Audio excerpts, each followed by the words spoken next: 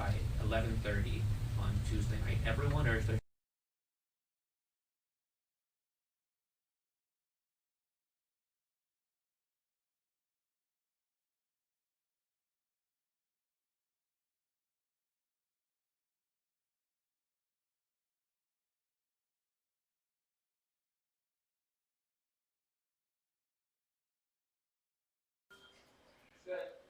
Okay.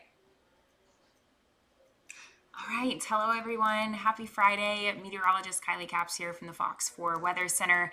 Thanks for joining us for a little afternoon weather chat on Fox Local and our streaming platforms. I just wanted to have a candid, open conversation about the storms that are moving through right now and the rest of your weekend forecast. I think you're going to like the weekend. We just have some showers and storms to get through over the next couple of hours before we finally start to see a little bit of a break. So again, thank you for joining me. First, I'm going to start off with a little bit of a radar tour. We'll go through a few counties. We do have one severe thunderstorm to talk about right now. I'll show you kind of where the current hail core is and what you can expect with that one storm that is moving into central Texas as we speak. So let's get right to it. Okay, first I want to show you the current severe thunderstorm watch, which is in effect until 8 o'clock this evening. After monitoring the National Weather Service chat, I expect this watch to be trimmed significantly because the stable air has now moved through Johnson County, Ellis County, parts of Bosque and Hill County, Hamilton County, Navarro County, Henderson and Anderson, as well as Limestone and Freestone. There still could be some stronger storms through this evening. So I wouldn't be surprised if the severe thunderstorm watch is kept for those few counties just for the next couple of hours. So let's take a look at radar right now. I'm going to do a radar tour. Where you see the stable air is for the majority of North Texas, honestly. There's just areas to the south and southeast that are still located right along that frontal boundary. So there's a little bit more energy, a little bit more lift for these storms to be able to work with to, again, produce that hail and gusty wind potential. So that's where the severe weather threat will remain. So first, let's kind of start north to south. A couple of showers ongoing along the Red River, but these are again, they're in the very stable air, so these would likely just be producing a little bit of lightning, maybe some brief heavy downpours, and that is it. Zooming on into the Tarrant County area, just to the north of North Richland Hills, near the Keller area, south of Trophy Club, some moderate to heavy rain. That's going to be right along Highway 377, approaching 114. Again, right where kind of 114 east and west split there across far northeast Tarrant County. That's who will be up next as far as these showers are concerned. They're just drifting to the east right now. Again, these will remain elevated in nature. I'm not too impressed with the potential with hail, even in the cooler air, out of these lingering showers and storms. Really just focused on that light to moderate to maybe some pockets of some heavier rain. Near Las Colinas, also one little spotty shower there in western Dallas County. Okay, a little bit farther to the east and northeast, Hunt County, you're still looking at some moderate rain in the Greenville area. That's going to be right along I-30, headed out towards Sulphur Springs. Maybe a few strikes of lightning there up towards the Red River, east and southeast of Leonard. And then near Terrell and eastern and northeast Kaufman County, you're still looking at that light to moderate rain.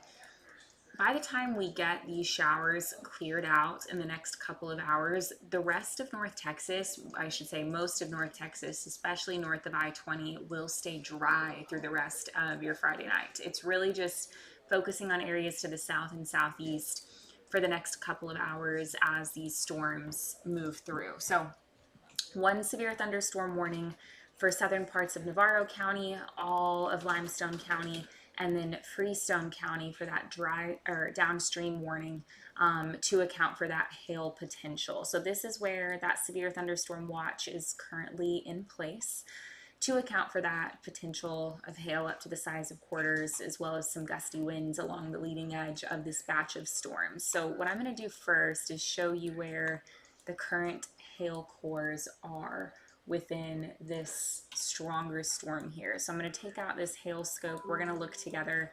Honestly, right now, to the west of the Richland area, in western Navarro County, that hail core is not super impressive. Maybe it's producing dime to nickel sized hail at this point, but the warning is in place because we have seen these hail cores pulse up and pulse back down in intensity. So they could produce hail up to the size of quarters as they continue in this unstable air. So this hail core currently is south and southwest of Corsicana, west of I-45 in western Navarro County. So that's, we're gonna look at the size of this together. Yeah, so that's going to be smaller than quarters at this point, approaching the Richland area. So don't be surprised there as that hail core kind of approaches. Movement with this severe thunderstorm is to the east and southeast between about 20 and 30 miles per hour. So let's time that out together. I'm going to take this on a little bit of a southeasterly trajectory there. Okay, so as far as timing goes, Richland, if this core holds, a little before 3:50, a little after 4 o'clock in Streetman, 4:15 Winkler, and then a little after 4:30 in Young. And that is going to be far eastern parts of Freestone County if that core is able to hold, which is why the National Weather Service, yes, in Freestone County, things are quiet right now, but if this core is able to maintain its strength, it will impact especially northern and eastern parts of Freestone County in the next 30 to 45 minutes or so. So a little bit farther to the south and west, I want to take a look at Limestone County.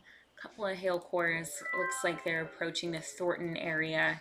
Yeah, so the largest hail is going to be to the west of Limestone County at this point. There could be some dimes to nickels to the north and west of the Thornton area. That's going to be south and west of Groesbeck. Again, the trajectory of this to the south and east, so these will be moving out of our viewing area pretty quickly. Honestly, I've been impressed at how fast these storms have been moving over the last couple of hours, tracking from Bosque County through Hill County, now impacting western and southwest Navarro County, and then Limestone and eventually Freestone County. So if this is able to hold, which at this point, because of where that boundary is located, I do think it'll hold, we'll likely be looking at Anderson County, northern parts of Anderson County here in the next hour or so. So again, taking a wider view of radar here, strongest storms are to the south and southeast. The majority of North Texas in that very stable air, just a couple of showers and rumbles. It looks like right over Lake Grapevine right now on that Tarrant Denton County line. Near Carrollton, likely a heavier shower that's ongoing. And then areas to the north and east, still looking at that light to moderate rain. Okay, let's keep going. Let's talk about the rest of your Friday. Right now I have satellite and radar showing you a really wide view at this point. The Houston area, really looking at some strong storms right now. That's out ahead of the frontal boundary, so that severe weather risk will continue for the Houston area, far east and southeast, Texas, and even western and northwest Louisiana, based on the positioning of that current boundary. So, Futurecast. I'll tell you, Futurecast has not done a very good job today of handling these storms, but I think it does give us a pretty good idea of when you can expect to start to dry out completely. And honestly, I think most of us are quiet after 9, 10 o'clock, maybe a couple of lingering showers near the Tyler area and far southeast parts of North Texas, but that is pretty much it. And everyone is going to like this weekend forecast. Tomorrow morning, kind of cool. Most of us falling into the 50s. By the afternoon, we should climb into the mid 70s. Lots of sun, light winds. We will take it. Yeah, just going to keep those storm chances around through the early evening hours for areas to the south and southeast. Maybe a couple of lingering showers elsewhere. But those would be very spotty, very isolated in nature, and all of us are dry by midnight. Partly cloudy skies becoming mostly clear by sunrise tomorrow. So big weekend in Fort Worth. Mayfest, Fox 4, a proud sponsor. We're going to continue to see these showers taper off in Fort Worth in the next couple of hours. Be prepared though for a little bit of mud. We see that a lot during Mayfest with this time of year.